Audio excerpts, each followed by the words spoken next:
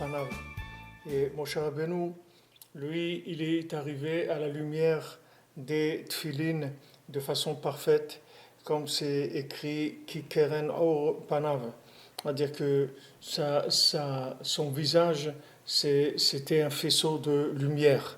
Aneimar be Moshe mvar befnim, comme c'est écrit pour Moshe, al ken zachahu beshlemut gam ken likdushat Shabbat. Donc lui, il est arrivé aussi à la perfection de la sainteté du Shabbat. Beprinat ismach Moshe bematnat chelko, comme c'est écrit que Moshe, il est joyeux du fait qu'il a reçu sa part. זה בחינת מה שמבואר בכתבי אריז"ל, שמשה רבנו עליו השלום מחזיר בשבת את העדיים לישראל. Alors c'est ce qui est écrit que Moshe Rabbeinu עליו השלום il rend le Shabbat, il rend les couronnes au עם ישראל. שעליהם נאמר והתנצלו את העדיים ומשה ייקח את האוהל. Et comme c'est écrit que eux ils ont pris les couronnes, et Moshe, il a pris la tente d'assignation. שלקח אותן האורות בשביל להשלים 1,000 אורות שניטלו ממנו. Et il a pris ces lumières-là pour compléter les 1000 lumières qui ont été prises de lui. ובשבת מחזירן לו אותן 1,000 אורות. Et maintenant, le Shabbat, on rend ces 1000 lumières à Moshe. והוא נוהג בטובת העין עם ישראל, ומחזיר גם להם אור העדים הנ"ל. Et lui, il a un bon œil il est bienveillant, il a un bon œil avec le Ham Israël. Lui aussi il leur rend les couronnes. Aïn Sham, voir là-bas, ça c'est écrit dans le Kitvé Arizal. Vine or aidihum prinat or atfilim que voir bifnim. Maintenant, ces lumières-là des couronnes, c'est la lumière des tfilin. נמצא מבואר שבשבת זוכין כל ישראל לקבל ממשה רבנו עליו השלום בחזרה את התפילין בשלמות שהוא בחינת האור היראה והבושה הנ"ל שהוא בחינת אור הפנים. Donc ça veut dire que Shabbat, tout le Ham Israël, il reçoit de Moshe de retour la lumière des tfilin de façon parfaite. Que ça c'est la lumière de la crainte, de la honte, qui s'appelle Or Panim, qui s'appelle la lumière du visage. על כן כל אחד מישראל לפי בחינתו זוכה לקבל בשבת בחינת קירון אור הפנים. Et chacun selon sa façon à lui, son style à lui, le Shabbat il reçoit une lumière sur le visage, un rayon de lumière. שזה בחינת אין דומה אור פניו של אדם בימי החול לאור פניו בשבת. Comme c'est écrit que la lumière du visage de quelqu'un pendant la semaine n'est pas la même que celle de Shabbat. Parce que Shabbat, comme il reçoit de Moshe Rabbeinu ce surplus de lumière, donc son visage, il change de lumière. Al ken amru hazal afilu al amaretz she'emat Shabbat ala prinat ha'yirah ve'habusha. C'est pour ça que les Chamim, ils ont dit, nos sages, ils ont dit, même quelqu'un qui est ignorant, le Shabbat, il a la crainte et la honte. J'aime betikun וכת נפיק שבתה וישראל אינון תחות ממשלה דסמך מן ושבים ממנן כלה נפיק משמעיה לגבי וימה הכי ירא בושת יהיה לך כיסופה משמעיה היינו כנ"ל. Alors c'est écrit que quand il sort le Shabbat et que maintenant les Bnei Israël ils sont sous le pouvoir maintenant du côté négatif et il y a une voix qui sort du ciel et qui crie de la crainte et la honte. Yelach qui soufa min shmaya, c'est-à-dire et honte du ciel. Qu'al yedei habusha va'yirah shezochim Israël lekabel beshabbat ve'yom tov, sheze prinat or tfilin. Parce que grâce à la honte et à la crainte que Israël ils reçoivent Shabbat et Yom Tov, que ça c'est la lumière des tfilin. Ça amène de la honte et de la crainte même sur les nations. Que c'est le principe des 70 pouvoirs négatifs qui sont les 70 nations. C'est écrit que les nations elles vont te craindre. À me voir bifnim, comme c'est Rabbeinu dit là-bas dans la Torah. C'est-à-dire les nations vont te craindre, c'est-à-dire que maintenant la lumière que tu vas recevoir du Shabbat, qui va te donner la honte et la crainte, à ce moment-là, elle va être redistribuée dans le monde et ça va donner aussi à tout le monde de la honte et de la crainte d'Hachem. Al-ken Mughazal, Hameshamer Shabbat, Mochenim Lo. Donc c'est pour ça que les Khamim ils ont dit celui qui garde le Shabbat, on lui pardonne toutes les fautes. Et ça c'est écrit dans la Gemara Berachot que celui qui a honte, on lui pardonne toutes ses fautes. Zeprinat Shabbat, Prinat Busha, Boshet Panim. C'est ça le Shabbat qui est la honte du visage, qui est le contraire de l'audace. Que l'audace, c'est la morsure du serpent, c'est le côté de la rigueur et de la fin de toute chair.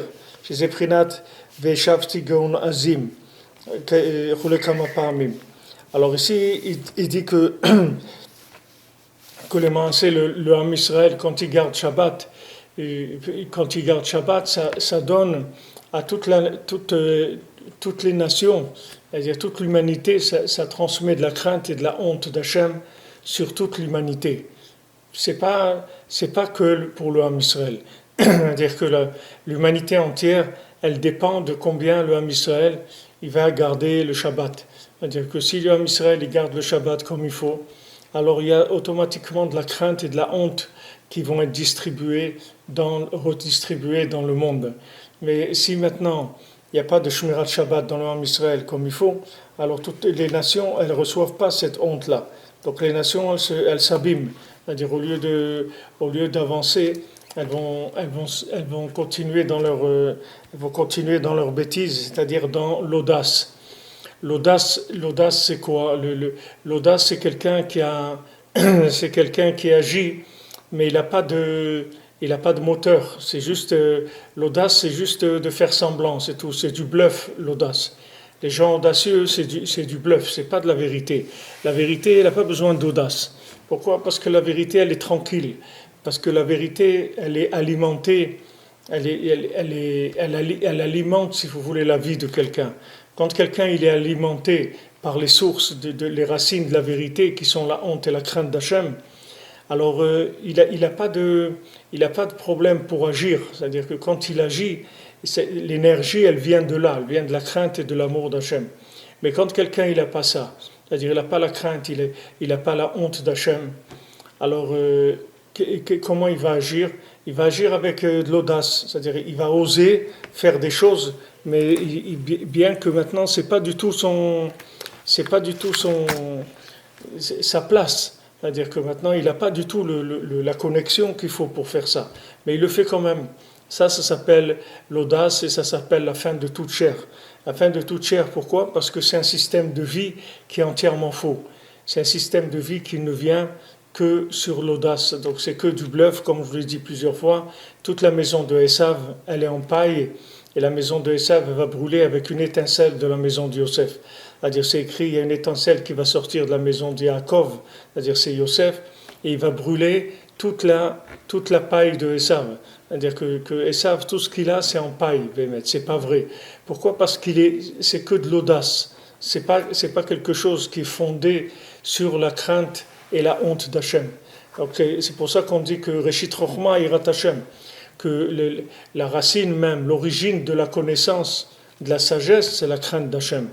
Avant de commencer à essayer de comprendre quoi que ce soit, déjà il faut ressentir la crainte et la honte d'Hachem. Si on n'a pas ça, alors où on va aller? C'est-à-dire on va aller vers quoi?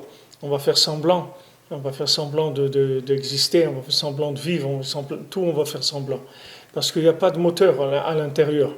Et le moteur de la Avodat Hashem, c'est la honte et la crainte. Alors ça, on le reçoit le Shabbat. Et le Shabbat, on reçoit ce surplus-là de honte et de crainte d'Hachem. Et avec ça, ça donne la force dans la semaine de rester connecté. Maintenant aussi, on reçoit ça du tzaddik, c'est la même chose. Le tzaddik, c'est le Shabbat du monde. C'est-à-dire le tzaddik de la génération, lui, il transmet au monde la crainte et la honte d'Hachem. Pour ça qu'il y a aussi une mitzvah de l'akbil pene rabo b'Shabbat, d'aller voir le visage de son Rav le Shabbat. On va voir le visage de son Rav le Shabbat pour recevoir de cette lumière que le Rav il a que c'est la lumière de la crainte et de la honte d'Hachem. Maintenant, quand on étudie, le Rav de Tchérin, et ce qu'on est en train d'étudier maintenant, qui est un pérouge du Rav de Tchérin sur la Torah 38, le Rav de Tchérin, il dit aussi voir le visage du tzaddik, ça veut dire étudier le Likutei Moharan, c'est savoir le visage du tzaddik. Parce que Chokhmat Adam Ta'ir Panav, comme on a vu ici, la sagesse d'un homme, elle éclaire son visage. Ça veut dire que sur son visage, quand vous voyez un tzaddik qui a un visage lumineux, alors cette lumière qu'il a sur le visage, c'est la lumière de sa Torah. C'est-à-dire la Torah qu'il a amenée dans le monde, elle brille sur son visage. Donc maintenant, quand vous étudiez l'enseignement du tzaddik, dans ces mots-là, c'est ça la lumière du visage. C'est-à-dire que quand vous voyez son visage, c'est ces mots-là que vous voyez sur son visage. Alors quand vous étudiez les mots, ça revient exactement au même. C'est comme s'il était là devant vous, ça revient au même. C'est-à-dire que les enseignements, ils sont porteurs de chacun d'une partie de la lumière du visage du tzaddik. Et quand on vient au Man Rosh Hashanah aussi, c'est-à-dire le Rav de Tchérin, il avait l'habitude qu'à Rosh Hashanah ou Man, il allait regarder le visage de chacun comme ça qui venait, parce qu'il disait que chacun qui vient au Man Rosh Hashanah, il a une partie du visage de Rabbeinu. C'est-à-dire c'est une partie du visage du tzaddik. Puisque le tzaddik qui s'est mis en contact avec lui pour l'amener chez lui à Rosh Hashanah, ça veut dire que maintenant il est porteur lui-même un petit peu de cette lumière-là. Et donc chacun sur son visage il a cette lumière, et quand on le regarde, on voit le visage du tzaddik. Alors le Ham Israël, il a cette responsabilité d'être dans une recherche permanente de la connexion avec Hachem, dans la crainte et dans la honte d'Hachem. Parce que toutes les nations et toute la bria, toute la créature dans son ensemble, c'est-à-dire toute la création plutôt dans son ensemble, elle attend d'être éclairée par cette lumière-là de la crainte et de la honte d'Hachem. Maintenant, il y a des gens qui font la transmission, et quand s'ils ne font pas la transmission, alors la nature, elle ne reçoit pas. Les nations, elles ne reçoivent pas. Maintenant, la nature, d'où elle va recevoir la lumière d'Hachem? La nature, elle-même, elle est dépendante du règne humain. C'est-à-dire que c'est l'homme qui peut donner à la nature une dimension divine. Sinon, la nature elle-même, elle est là pour servir l'homme, c'est tout. La nature, elle est féminine, elle va pas dépasser l'homme. La nature, elle est là et elle attend que l'homme, il l'utilise à bon escient, de manière à s'élever, c'est-à-dire qu'elle devienne elle-même une révélation d'Hachem. Elle-même devient une révélation d'Hachem. Quand on voit des grands tzadikim, et comme Rabbi Pinchas Ben Yair, par exemple, il avait son âne, l'âne de Rabbi Pinchas Ben Yair. Alors il faisait attention de ne pas manger de la nourriture qui n'avait pas été prélevée, la dîme ou toutes les matanotes, tout ce qu'on doit donner aux Kohen ou aux pauvres et tout. S'il voyait que ça n'avait pas été prélevé, il ne mangeait pas.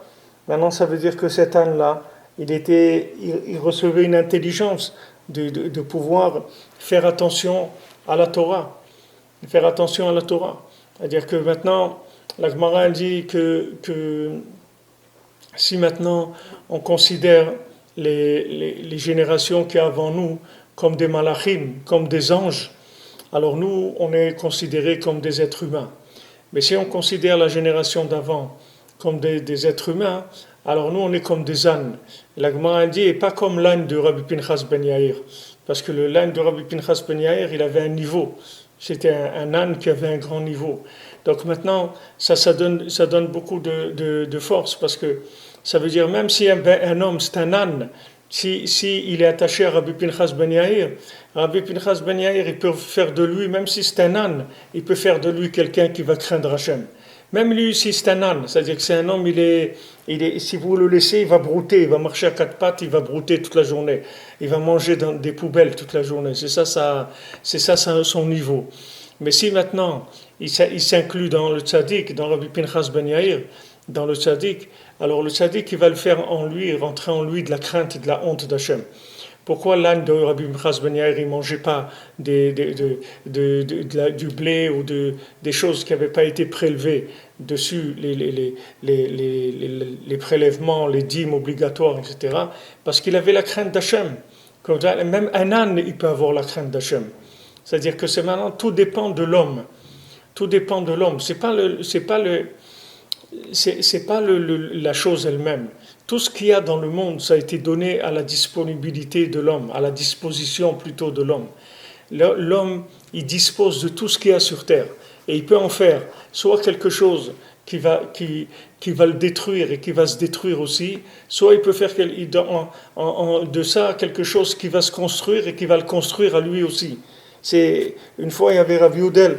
Rabbi Youdel, c'était un des Talmidim de Rabbeinu, et un des grands Talmidim de Rabbeinu, parce que c'était un grand tzaddik, c'était un grand tzaddik, un grand Mekoubal, que Rabbeinu lui avait donné de faire le Pidyon, c'était un très grand tzaddik.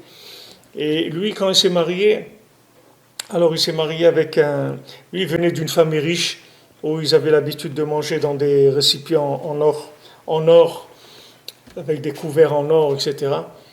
Et ses beaux-parents, c'était des gens pauvres. Donc, quand il s'est marié, c'était l'habitude de faire le kest, ce qu'ils appelaient le kest, c'est-à-dire que les jeunes couples, ils habitaient chez les beaux-parents, c'est-à-dire chez les parents de la femme, pendant au moins 1 an, 2 ans, 3 ans.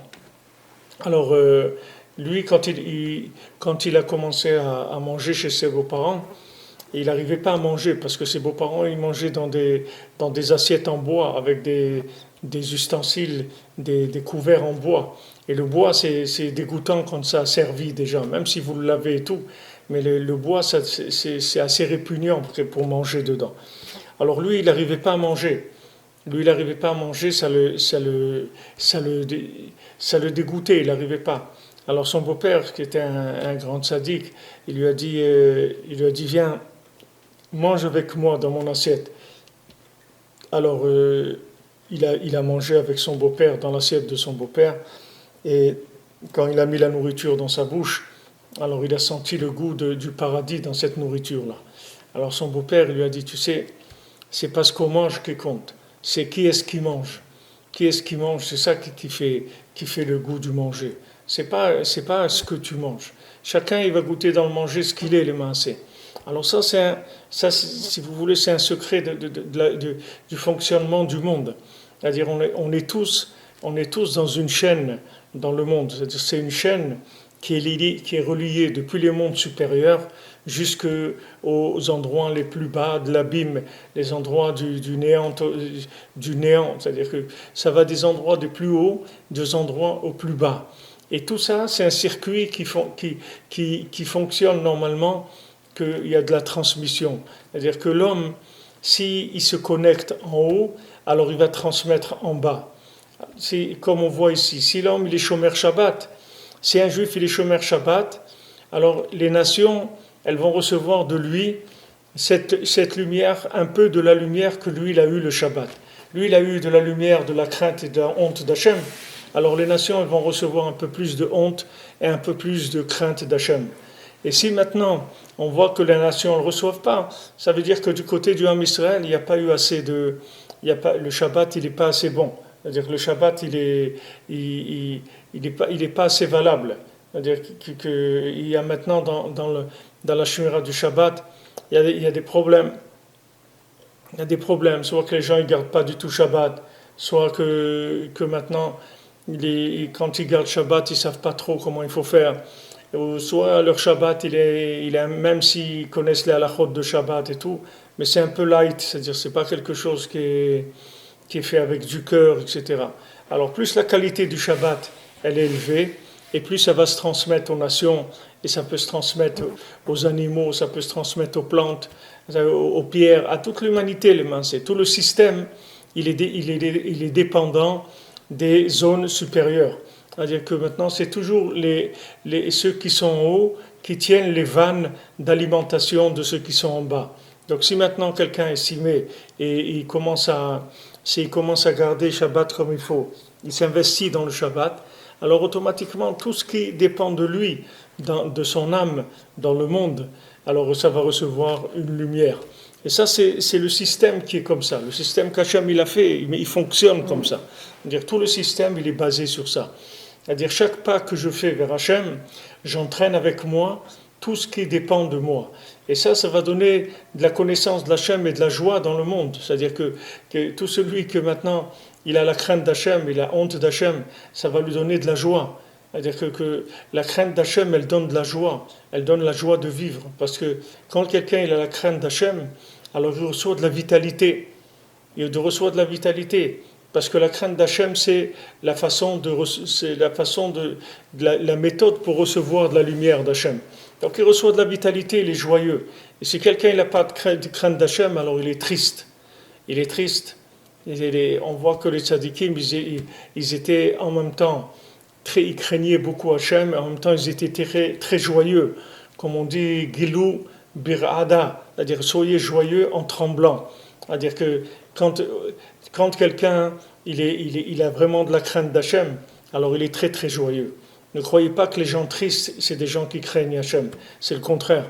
Les gens qui sont tristes, c'est des gens qui sont isolés d'Hachem. Parce qu'Hachem, il ne peut pas résider dans la tristesse. Hachem, il se trouve que dans la joie. Et cette joie, elle provient de la crainte. Parce que la crainte, elle connecte. Et quand on se sent connecté, on se sent joyeux. Comme quelqu'un, il est pris par la main par sa maman, un petit enfant et tout, il est joyeux. Tout le monde lui appartient. Il sent tout le monde lui appartenir. Il sent l'amour de sa maman. Et ça, il n'a pas besoin d'autre chose. Il est comblé avec ça. Tandis que celui qui est triste, qui s'isole, qui est seul, alors lui automatiquement, il est déconnecté. Il n'a aucune vitalité. D'où il va tirer la vitalité? Alors le monde, il fonctionne toujours dans un système de pyramide, comme ça. C'est-à-dire, il y a toujours au-dessus de nous, il y a toujours quelqu'un qui nous alimente. Dans le monde, le tzaddik, il alimente toute l'humanité. Le tzaddik, il alimente le Ham Israël et il alimente aussi toute l'humanité. Maintenant, le Ham Israël aussi, il doit alimenter l'humanité. Et à ce moment-là, tous les règnes qu'il y a dans l'humanité, le règne humain, animal, végétal et minéral, reçoivent du Ham Israël. Imaginez-vous un âne qui garde la Torah. Vous vous rendez compte ce que ça veut dire? Alors ça, c'est ce que je vous ai dit tout à l'heure, la Gemara, ce qu'elle dit, c'est que si nous on considère la génération d'avant comme des anges, alors on est des êtres humains. Mais si on considère la génération d'avant comme des êtres humains, alors nous on est des ânes. Et pas comme les ânes de Rabbi Pinchas Ben Yair. C'est-à-dire des vrais ânes, c'est-à-dire qui sont mamash des... Alors la Gemara, elle n'a pas peur de nous comparer à des ânes. Parce qu'elle dit, si maintenant tu considères la génération d'avant, c'est-à-dire les tzadikim qui avaient avant toi, la génération d'avant toi, tu les considères comme des anges.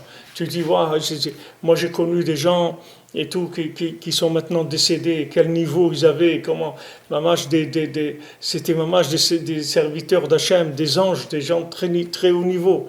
Alors maintenant, toi, tu as des chances d'être un être humain, parce que tu vas recevoir de eux cette lumière-là, de la honte et de la crainte d'Hachem, ça peut te maintenir dans le genre humain. Mais si tu croyais que les générations d'avant, c'était des hommes comme toi, et il y en a pire, il y a des gens qui croient que les gens d'avant, ils étaient arriérés par rapport à maintenant. Alors que le monde, il est à l'envers complètement. Les gens, ils croient que ceux qui avaient avant, c'est des gens arriérés, parce qu'ils n'avaient pas un iPhone ou un truc comme ça. Alors que tout celui qui a vécu avant nous, il est mieux que nous. Rien que le temps, automatiquement, ça fait que les gens, ils étaient beaucoup mieux que nous, les gens qui avaient avant. Tout celui qui était avant nous, il est beaucoup mieux que nous. Alors maintenant, si on a connu des gens, qui étaient des gens, des serviteurs d'Hachem et qui étaient des anges mamash, alors nous on a des chances d'être des êtres humains. Mais si on croit que les gens d'avant c'était des êtres humains, alors nous on est des ânes. Et c'est pas les ânes de Rabbi Pinchas Ben Yair, c'est des ânes, comme on dit, des ânes battés, des ânes qui n'ont rien du tout, c'est-à-dire qui comprennent rien du tout, parce que c'est bouché, la communication elle est bouchée. Tout le Ham Israël fonctionne comme ça, toute l'humanité elle fonctionne. Il n'y a aucune énergie dans le monde qui vient pas d'en haut et qui n'est pas transmise de génération en génération. Et tous les gens qui sont morts, ils sont morts physiquement, mais spirituellement, ils sont toujours actifs. Jamais ils se sont arrêtés. Jamais ils se sont arrêtés d'agir. et comme on voit dans la paracha de Vayeler, quand Moshe il dit Ki ani yadati ki achare moti ashret tashritoun, parce que je sais qu'après ma mort, vous allez fauter, vous allez faire des avérotes. Alors Rashi dit là-bas, il dit, pourtant on voit que toute la période de Yehoshua, qui était l'élève de Moshe Rabbeinu, alors ils n'ont pas fauté, le Ham Israël il n'a pas fauté. Alors Rashi il explique, de là on voit que tant qu'il y a un élève du maître qui est vivant, c'est comme si le maître il était vivant dans son corps mamash. C'est-à-dire que c'est comme si le corps du maître il était là. C'est-à-dire que le maître il n'est pas parti du tout. Le maître il est parti, s'il n'y a personne qui le cherche, alors il est parti. Mais s'il y a quelqu'un qui le cherche, le maître il n'est pas parti. Le maître il ne part pas, le maître il est là. Rabbi Nachman a dit, moi je ne vous laisse pas, moi je vais être avec vous tout le temps. Jamais je vais vous laisser.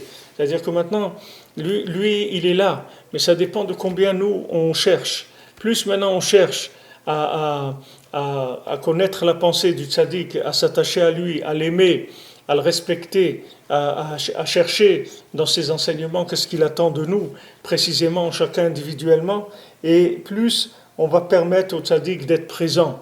Et si le tzaddik il est présent, alors il y a une grande partie du monde qui est déjà bien alimentée, il n'y a aucun problème.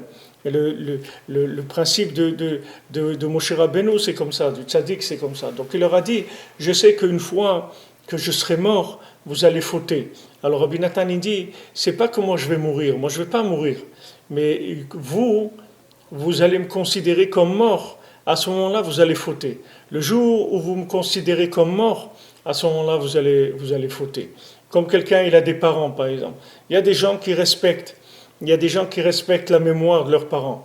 Il y a des gens qui disent, bon, moi ça je fais pas, parce que je sais que mes parents, ils aimaient pas qu'on fasse ça, donc je veux respecter la mémoire de mes parents. Donc je fais pas cette chose-là. Et il y a des gens, ça ne les dérange pas du tout que leurs parents, du moment que les parents ils sont plus là, et c'est tout, ils font ce qu'ils veulent. Et il y en a même qui attendent que leurs parents ils soient plus là pour faire ce qu'ils ont envie de faire. Il y a beaucoup de degrés dans le monde. Mais quand quelqu'un il respecte les niveaux supérieurs, alors il est alimenté par les niveaux supérieurs. Et quand il est alimenté par les niveaux supérieurs, il peut être un ben adam, il peut être un être humain, c'est-à-dire quelqu'un qui fonctionne en accord avec la création. Pas quelqu'un qui vient ici pour consommer, pour découvrir comment il va faire la fête toute sa vie. Quelqu'un qui prend la vie au sérieux, qui se dit, attends, qu'est-ce que je suis en train de faire là ? Qu'est-ce qu'on est en train de faire dans ce monde ? Il faut qu'on avance, il faut qu'on aille vers le bien. Alors tout ça, ça dépend de la recherche vers les racines du bien, c'est-à-dire vers le haut. Le bien, il est toujours derrière nous. C'est-à-dire que tout ce qu'il y a derrière nous, c'est mieux que ce qu'il y a aujourd'hui et c'est mieux que ce qu'il y aura demain. Toujours ce qu'il y avait avant nous, c'est au-dessus de ce qu'il va y avoir. Toujours, parce que tout ce qu'il y a eu dans le monde, ça a toujours été des principes qui incluaient la suite. C'est-à-dire la génération d'avant, elle incluait notre génération. C'est-à-dire dans la génération d'avant, vous avez toute notre génération qui était présente, et même les générations à venir. C'est-à-dire toutes les générations qui viennent après une génération, elles incluent toutes les générations jusqu'à la fin des temps. Tout celui avant, il inclut tout. Comme Adam Arishon, c'était le premier homme, alors il incluait en lui toutes les âmes du monde. Toutes les âmes du monde, elles viennent d'Adam Arishon. Il n'y a personne qui vient dans ce monde qui ne vient pas d'Adam Arishon. Toutes les âmes, elles viennent d'Adam Arishon. Il n'y a aucune âme qui n'était pas dans le premier homme. Parce que le premier homme, c'est toutes les créatures du monde, elles viennent du premier homme. Tous les hommes du monde, ils viennent du premier homme. Comme on dit Chava, elle s'appelle En Kol Chai. Chava, la femme de Moshe Rabbeinu, d'Adam Arishon, elle s'appelle Em Kol Chai, elle s'appelle la mère de toute vie sur terre. C'est la maman de toute l'humanité, Chava. C'est la maman de toute l'humanité, c'est-à-dire tout celui qui vient après Chava, c'est sa maman. Parce que tout celui qui vient après, il reçoit de là-bas. Et plus on cherche profondément en arrière, et plus vous allez pouvoir aller en avant. C'est-à-dire que le progrès, il dépend du respect de ce qu'il y a derrière. Les gens, ils croient il faut être moderne, il ne faut pas être, comme ils disent, vieux jeu, ne soyez pas vieux jeu, il ne faut pas être ringard ou des trucs comme ça. Mais c'est le contraire. C'est-à-dire, vieux jeu, les vieux, c'est les gens de maintenant, ce n'est pas les gens d'avant. Les gens d'avant, ils sont plus jeunes que les gens de maintenant. Qu'est-ce que ça veut dire plus jeunes? Ça veut dire qu'ils avaient plus d'énergie qu'aujourd'hui. Vous prenez quelqu'un il y a 50 ans, vous allez voir comment il travaillait, comment il vivait, quelle force il avait, quelle santé il avait, etc. Et vous voyez, aujourd'hui, les gens, ils sont patraques. Le matin, ils se lèvent, ils sont déjà bons pour aller dormir. Avant de commencer la journée, ils sont déjà par terre. Pourquoi? Parce qu'ils n'ont pas de force. La force, elle est derrière. Elle n'est pas devant. Elle n'est pas là où on est. La force, elle vient de derrière.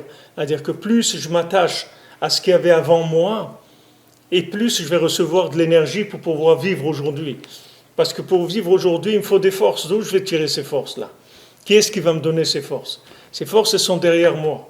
C'est-à-dire que ceux qui avaient derrière, ils avaient beaucoup, beaucoup plus de force que nous. Et quand les gens ils disent, ouais, les vieux jeux et tout, c'est lui qui est vieux jeu. C'est ces jeunes-là c'est eux vieux jeux. C'est pas ceux qui avaient avant. Ceux qui avaient avant, ils sont beaucoup plus jeunes. C'est pour ça que Rabbeinu, il dit dans Sipurim Masiot, dans les 7 mendiants, il dit que quand ils se sont réunis dans une tour, et ils ont dit que chacun il sorte par âge, par tranche d'âge. C'est-à-dire que le plus vieux, il sort d'abord, et le plus jeune, il sort en dernier. Alors, qui est-ce qui est sorti en premier? C'était un bébé. Alors, il dit, mais ce bébé-là, vous avez dit qu'on fait sortir le plus vieux. Il dit, oui, ce bébé, c'est le plus vieux.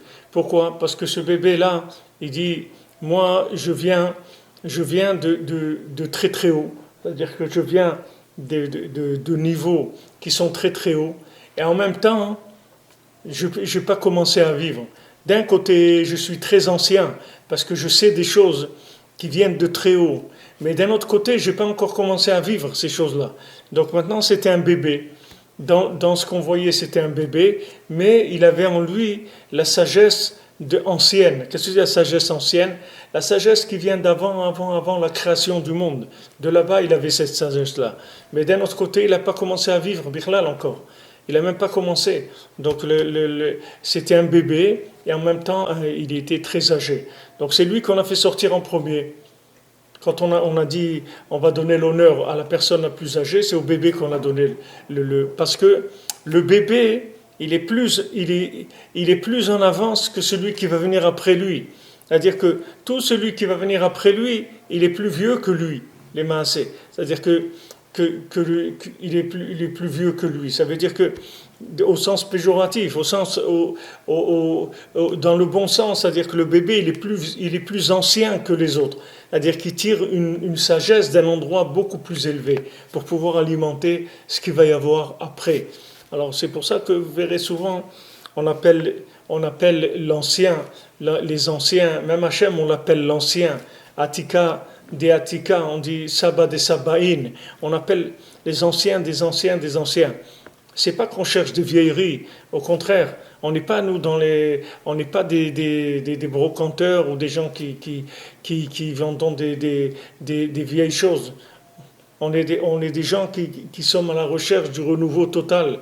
Mais le renouveau, la force du renouveau, elle est en arrière, elle n'est pas en avant. Ça, les gens ne comprennent pas ça. Et ils croient que ce qui est derrière, ça vaut rien. C'est le contraire. C'est le contraire. Tout ce qui est derrière, c'est mieux que ce qui est devant. Tout ce qu'il y avait avant, c'est beaucoup mieux. Parce qu'avant, plus on remonte, plus on est proche de la vérité. Plus on va en arrière, plus on s'approche d'un original. C'est comme vous prenez quelque chose aujourd'hui, un fruit, un légume, quelque chose. Regardez maintenant quel rapport ce fruit avec des fruits qu'il y avait il y a 50 ans ou il y a 100 ans. C'est un autre monde. Les choses, elles ont été... Il y a des insecticides, je ne sais pas quoi, des trucs qui mettent, des engrais, tout ce que vous voulez. C'est que le fruit, il n'est plus du tout comme il était avant. C'est-à-dire tout ce qui était avant, c'est toujours mieux que ce qu'il y a maintenant. Donc on s'attache à ce qu'il y avait avant pour vivre maintenant. C'est pas qu'on vit on vit dans le passé. Il n'y a aucune nostalgie. On ne parle pas ici de nostalgie. Il n'y a pas de nostalgie du tout. Il y a de chercher la chokhmah, la sagesse d'avant. La sagesse d'avant, elle est beaucoup plus avancée que la sagesse d'aujourd'hui. Et s'il y avait un respect de la sagesse d'avant, il n'y aurait pas des fous comme il y a aujourd'hui qui font n'importe quoi. Les gens ne feraient pas n'importe quoi. Parce que s'il y avait un attachement aux valeurs d'avant, alors ça leur permettrait de vivre aujourd'hui beaucoup plus proche d'Hachem, beaucoup plus proche de la vérité. Mais comme les gens ils rejettent le passé, et soi-disant c'est des gens du futur, vous voyez toutes les banques, tous les trucs, ils vont vous dire venez dans la banque du futur, nous on va construire votre avenir, nous on est pour quel avenir, quel futur? L'argent c'est le truc le plus vieux qui existe dans le monde. Qu'est-ce que c'est l'argent? Qu'est-ce qu'il y a comme futur, comme avenir dans l'argent? Il n'y a rien du tout. C'est de la consommation, c'est tout. Il n'y a rien de plus vieux dans le monde que la consommation. La consommation, c'est la plus grande vieillerie qui existe dans le monde. Il y a quelque chose de plus vieux que de consommer. Les gens ils disent, ouais, on va aller, on va s'éclater et tout. Mais il n'y a pas plus vieux que ça dans le monde. C'est la chose la plus vieille qui existe dans le monde. Le plus vieux, c'est celui qui consomme. C'est ça les plus vieux. Les gens qui fuient la consommation, c'est ça les jeunes. C'est des gens qui ont un esprit de construction, un souffle divin, c'est des gens qui avancent. Mais les gens qui plongent dans la consommation, c'est des vieux. C'est ça ce qu'on appelle des vieux. Il n'y a rien de plus vieux que ça, que ce comportement-là. Alors il dit que cette transmission, elle se fait automatiquement si les niveaux supérieurs, ils agissent comme il faut. C'est-à-dire que nous, on se trouve à l'enclave, nous, on est le créneau du monde. C'est-à-dire le Ham Israël est le créneau du monde. C'est pour ça qu'on est toujours embêtés, les gens ils ont toujours des problèmes avec nous. On est le peuple le plus embêté au monde. Si vous vous faites une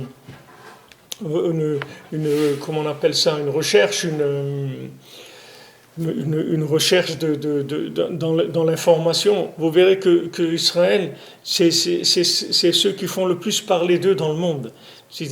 Vous prenez n'importe quel pays, vous pouvez ne pas entendre parler de lui pendant un an.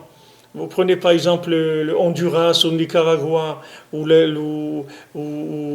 l'Australie ou l'Argentine. Par exemple, vous prenez l'Australie, vous allez entendre parler peut-être 10 fois dans l'année de l'Australie. Mais Israël, vous entendrez parler tous les jours d'Israël. Tous les jours, on va parler d'Israël. Pourquoi? Parce qu'Israël, c'est le créneau du monde. C'est la charnière de l'humanité. C'est pour ça qu'on parle, parce que tout dépend de ça. Tout dépend de ça. Tous les yeux du monde, ils sont sur nous. Parce que c'est nous qui allons faire passer l'alimentation en divinité sur l'humanité. C'est-à-dire comment l'humanité va s'alimenter d'Hachem, c'est grâce au Ham Israël. Plus le Ham Israël y monte, et plus l'humanité, elle va monter avec. Et si le Ham Israël y descend, alors toute l'humanité, elle descend. Maintenant, eux, quand ils voient, les nations, quand elles voient le Ham Israël, des fois elles sont contre le Ham Israël parce qu'elles pensent que le Ham Israël, c'est un problème pour l'humanité, parce qu'il ne fait pas son travail. Alors ils ont raison, c'est-à-dire que quand le Ham Israël ne fait pas son travail, c'est un problème pour l'humanité. C'est vrai, mais maintenant, il faut que eux, s'ils étaient intelligents, alors ils aideraient le Ham Israël à faire son travail.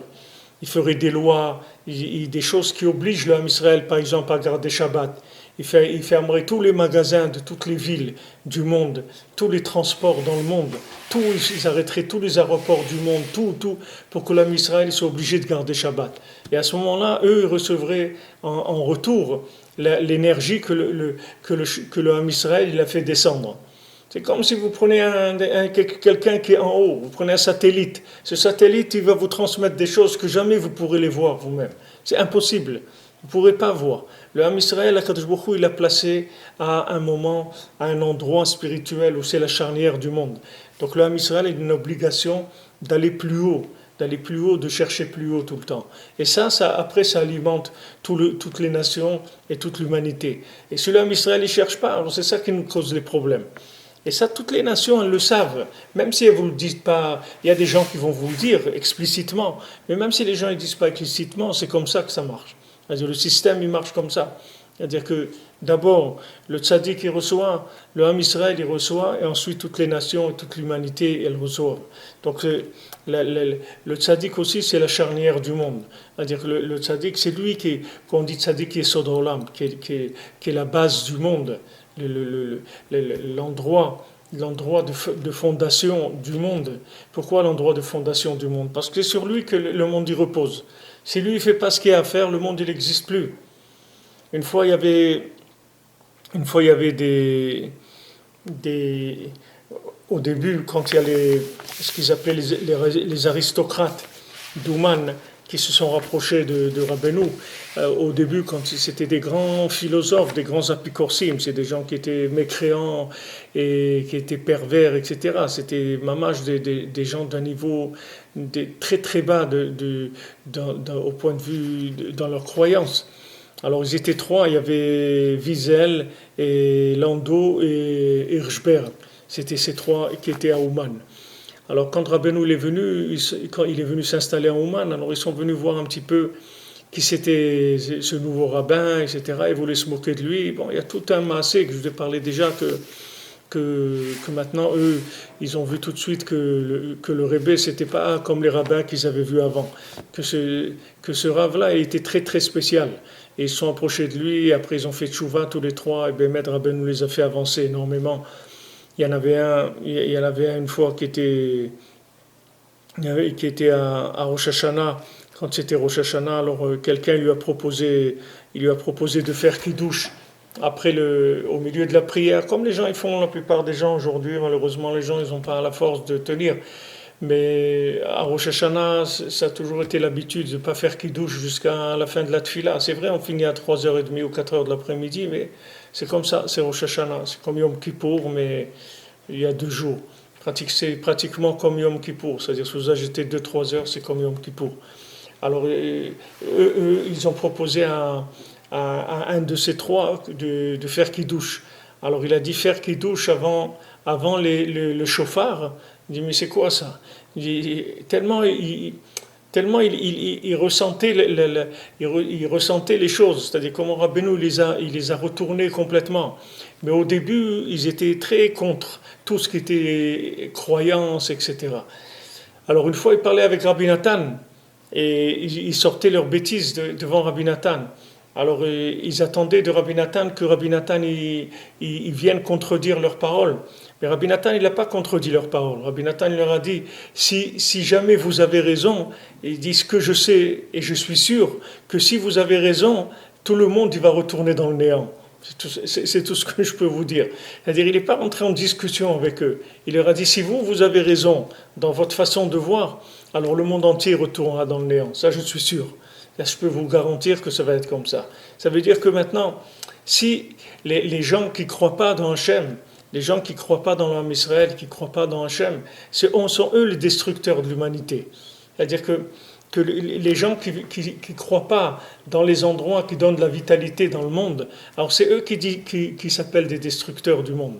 C'est eux les destructeurs. Parce que l'énergie, elle a des pôles, il y a des pôles d'énergie. Le pôle d'énergie principal du monde, c'est le tzaddik. Après, c'est l'homme Israël, et après, c'est les nations et toute la création. Alors, c'est de ça qu'il parle ici. וזהו שאומרים בהגדה, אילו נתן לנו את השבת ולא קרבנו לפני הר סיני, דיינו. Alors quand on lit la Haggadah, on dit si Hachem il nous avait donné le Shabbat, même s'il ne nous avait pas donné la Torah, ça nous aurait suffi. Qu'Israël, Shamdul Har Sinai, Paskazu Amatam.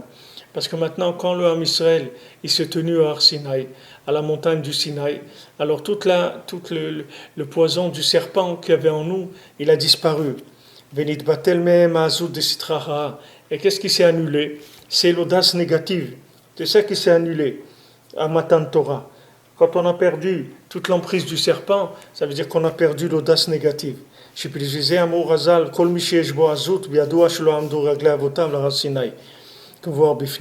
pour ça que les Chamim ils ont dit, tout celui qu'on voit qui a de l'audace, alors il faut savoir que les pieds de ses ancêtres, ils ne se sont pas tenus au Har Sinaï. Donc maintenant, quand les Bnei Israël ils étaient qui sont venus à la montagne du Sinaï pour recevoir de la Torah, alors ils ont eu de la honte. Comme c'est écrit dans Shemot, afin que la crainte d'Hachem, elle soit sur votre visage. Que ça c'est dit au moment où on s'est tenu debout à la montagne de Sinaï. Et par la Gdusha du Shabbat, on mérite ça. C'est-à-dire, c'est comme Mamash le Har Sinaï. C'est-à-dire, Shabbat, c'est un moment d'intensité spirituelle qui va nous donner de la crainte et de la honte d'Hachem. Zeprinat To'amea Chaim Zachu. C'est ça qui a écrit que celui qui goûte le Shabbat, alors il mérite la vie. C'est-à-dire il va pouvoir goûter à la vie. Kihu Prinat Or Tfilin. C'est-à-dire que le Shabbat, c'est la lumière des Tfilin. Shu Prinat Etz HaChaim. Que la lumière des Tfilin, c'est l'arbre de vie. Prinat Hashem Halehem Yechyu. Comme c'est écrit, Hashem sur eux, il va vivre. K'mor Bifnim. Valken Lo Nigaresh Adam Rishon Migan Eden Ad Achar Shabbat. C'est pour ça que Adam Arishon, Akadosh Baruch Hu, il ne l'a renvoyé du Gan Eden, du paradis, qu'après Shabbat. Bien qu'il ait fauté la veille de Shabbat, il est resté jusqu'après Shabbat, c'est là où il est sorti. Kikdushat Shabbat ou Prinat Boshet Panim le Gan Eden. Parce que maintenant, la Kedusha de Shabbat, c'est quoi? C'est ce qu'on dit Boshet Panim le Gan Eden. Celui qui a honte, il va aller au paradis. Alken Afalpi, Shepagam Beprinat Tfilid, que voir Bifnim. Bashabat ve'egina alav, comme Shamro Ramnuzal. Alors bien que maintenant, lui, il a abîmé la lumière des Tfilin. Pourquoi il a abîmé la lumière des Tfilin, Adam Arishon? Parce que du fait qu'il n'a pas écouté la seule mitzvah qu'il avait à faire, qui était de ne pas manger de l'arbre de la connaissance du bien et du mal, alors il a arrêté, il s'est déconnecté de cette mitzvah-là. Donc maintenant, il est resté sans crainte, sans honte d'Hachem. C'est-à-dire qu'il n'avait plus de Tfilin. Il a perdu les Tfilin, qui était la connexion avec Hachem. Alors, comme c'est écrit que Shabbat est venu et il l'a protégé. C'est-à-dire, Shabbat est arrivé, il l'a protégé. Parce que Shabbat, c'est des Tfilin aussi, c'est la même chose. Dans la semaine, ça s'appelle les Tfilin, et Shabbat, ça s'appelle Shabbat. La lumière du Shabbat, c'est exactement la même chose que les Tfilin. Alors maintenant, quand lui, il n'avait plus les Tfilin, parce qu'il a abîmé ce qu'il y avait au niveau où il se trouvait maintenant. Mais il y a toujours un niveau supérieur qui s'appelle Shabbat, que là-bas, ce niveau-là, il n'est pas abîmé. Donc il faut se reconnecter au niveau supérieur, et on reçoit une réparation là où on se trouve. Et il n'y a pas à s'inquiéter du tout. Si quelqu'un il est tombé, si quelqu'un il a fauté, si quelqu'un il a fait n'importe quelle bêtise du monde, même si quelqu'un c'est des plus grands monstres qu'il y a dans le monde, c'est pas grave. Il suffit de faire Shabbat, c'est-à-dire de monter à un niveau supérieur, et là-bas, ça va le protéger, c'est-à-dire ça va lui réparer tout ce qu'il y a à réparer. Il suffit de monter au niveau supérieur, ça change tout. C'est-à-dire que chaque effort qu'on va faire, ça va tout changer dans notre vie. C'est-à-dire que maintenant, ce qu'on nous demande, c'est de faire un pas, c'est tout. Il ne faut pas rester sur place. Il ne faut pas faire du surplace. Les gens qui se découragent, les gens qui sont tristes, les gens qui tombent dans la dépression, c'est des gens qui font du surplace. Il ne faut pas faire du surplace, il faut lancer un pied en avant, tout le temps. Et si on lance un pied en avant, automatiquement on déclenche une lumière qui vient d'au-dessus de là où on est, et on sort de notre problème. La solution de notre problème, elle est au-dessus, elle n'est pas en nous. C'est-à-dire, dès qu'on monte un petit peu, ça va beaucoup mieux que là où on se trouve. Donc Shabbat est venu protéger Adam Arishon. Adam Arishon, le premier homme, imaginez-vous, il est tout seul dans le monde. Il a une seule mitzvah, il ne la fait pas. Il a une seule avéra à pas faire. Comme on dit des fois des enfants, il dit, toi tu n'en rates pas une. Là où il y a une bêtise à faire, il faut que tu la fasses. C'est pareil. Adam Arishon, il y avait une seule chose qu'il ne devait pas faire. Il ne devait pas faire en plus. C'est pas qu'il devait faire quelque chose. Il n'avait rien à faire. Et il pouvait aller dormir. Ça aurait été beaucoup mieux. Non. La seule chose qu'il ne fallait pas faire, il l'a faite. Ok. Alors maintenant, qu'est-ce qu'il va faire? Il va être chassé du paradis et c'est où? Dégage, va-t'en, truc, etc. Maintenant, il vient le Shabbat, et il rentre dans Shabbat, et Shabbat, il le protège. Pourquoi? Parce que maintenant, il lui redonne la lumière des tefilin qu'il avait perdue, puisqu'il avait perdu la connexion avec Hachem, puisqu'il a fait le contraire de la volonté d'Hachem. Donc maintenant, le Shabbat, il vient et il lui redonne cette lumière-là. Il donne comme c'est écrit, Bashabbat ve'egen alav. Il est venu le Shabbat et il a protégé Adam Arishon. Donc on a toujours besoin d'un plus grand que soi, pas d'un plus petit, d'un plus grand que soi. C'est-à-dire là où on a toujours besoin de quelqu'un qui soit au-dessus de nous. Parce que cette personne qui est au-dessus de nous, c'est elle qui va nous transmettre la Torah. C'est elle qui va nous réparer, c'est elle qui va nous amener tout ce qu'il y a. C'est pour ça qu'on dit que quelqu'un ne peut pas comprendre ce que son rabbin lui a dit qu'après 40 ans. C'est-à-dire qu'après 40 ans qu'il a entendu de son Rav, maintenant il va comprendre ce que ça veut dire. Pourquoi? Parce que c'est écrit Ben Arbaim Labina. C'est-à-dire quand quelqu'un il a 40 ans, il commence à comprendre, à déduire des choses. Maintenant que ce que son Rav il lui a dit, lui pour l'instant, il le connaît, il le reçoit au niveau de la Chokhmah, mais pas au niveau de la Bina. Ça va lui prendre 40 ans pour que ça vienne au niveau de la Bina. C'est-à-dire que maintenant il a appris quelque chose de théorique. Maintenant que ça devienne quelque chose qui soit une force de déduction, c'est-à-dire que cet élément-là, il soit une force de déduction, ça va prendre beaucoup de temps. Ça va prendre 40 ans parce que Ben Arbaim la Bina, c'est-à-dire la Bina, elle démarre à partir de 40. Donc c'est comme Pirkei Avot, ils nous disent voilà, Bina, c'est Ben Arbaim la Bina. Donc maintenant quelqu'un qui veut rentrer dans la compréhension, il faut savoir que c'est que 40 ans après de ce qu'il a étudié, c'est là où ça va commencer à se mettre en place, Béhémet. Que 40 ans après. Valken, Gam, Kain, Shepagam, Beorat Filin, Beken Korach, Shepagam, Bekavod Moshe, c'est Rassab Shlemut, Leorat Filin, qui a Gam Ken Alide, Shinitla Beshbonitzutz Kain, Kemova. Maintenant, même Caïn, que lui, il a abîmé la lumière des Tfilin, et aussi Korach, que Korach, il a été contre Moshe Rabbeinu, que Moshe Rabbeinu, il avait la lumière des Tfilin de façon parfaite, et que même Korach, quand il a fauté, c'est parce qu'il y a eu en lui, il y a eu Caïn qui s'est habillé dans Korach. Valken, Tikunam, Gamken, Alide Gdushat Shabbat, qu'on voit Bekavanot, Al-Mizmor, le David, Havou. Alors c'est leur réparation à Caïn et à Korach, c'est aussi grâce au Shabbat. Comme c'est écrit dans les Mizmorim de Mizmor le David, qu'on dit le vendredi soir, et aussi Mizmor Shir le Shabbat, Hashem Malach, Geout Lavesh, qu'Hachem il a régné, il s'est saint de gloire. Vezé Shamrou Razal כשפגע אדם הראשון בקין אמר לו עשיתי תשובה ונתפשרתי. Alors quand il a rencontré Adam Arishon, il a rencontré Caïn, il lui a demandé alors comment ça va, il lui a dit j'ai fait tchouva et je me suis arrangé. Amar Adam Arishon imkar gadol koach tchouva, et il dit si c'est comme ça, combien est grande la force de la tchouva. Patach ve'amar mizmor shir leyom ha-shabbat. Il a ouvert sa bouche. Alors il a dit Mizmor Shir Liyom Shabbat, c'est-à-dire qu'il a compris Sheivin Shlit Kablat Shuvato Bishchut Shabbat. Il a compris que cette chouva a été acceptée grâce au fait qu'il a gardé Shabbat. Shuprinat Mochin Gdolim, qui sont des grands esprits, d'esprits très puissants. J'ai des Zochim les Chouva Shlema, que cet esprit puissant-là, intense, il donne la Chouva Shlema. Jusqu'à que la honte elle éclaire sur son visage.